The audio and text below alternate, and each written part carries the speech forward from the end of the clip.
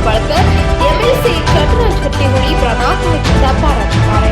CLP ಸಭೆ ಮುಗಿಸಿ ನಿನ್ನೆ ತಡರಾತ್ರಿ ಬೆಂಗಳೂರಿನಿಂದ ರಸ್ತೆ ಮೂಲಕ ಬೆಳಗಾವಿಗೆ ಬರುತ್ತಿದ್ದ ಲಕ್ಷ್ಮೀ ಹೆಬ್ಬಾಳ್ಕರ್ ಕಾರು ಇಂದು ಬೆಳಗಿನ ಜಾವ 6 ಗಂಟೆಗೆ ಬೆಳಗಾವಿ ಜಿಲ್ಲೆಯ ಕಿತ್ತೂರು ತಾಲೂಕಿನ ಅಂಬಡಗಟ್ಟಿ ಗ್ರಾಮದಲ್ಲಿ ಅಪಘಾತವಾಗಿದೆ.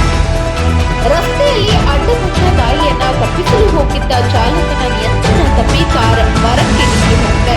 ಲಕ್ಷ್ಮೀ ಹೆಬ್ಬಾಳ್ಕರ್ ಬೆನ್ನು ಮುಖಕ್ಕೆ ಸಣ್ಣ ಪುಟ್ಟ ಗಾಯವಾಗಿದ್ದು ಎಂಎಲ್ಸಿ ಚಂದ್ರರಾಜ್ ಹಟ್ಟಿಹೊಳಿ ತಲೆಗೆ ಕೂಡ ಗಾಯವಾಗಿದೆ.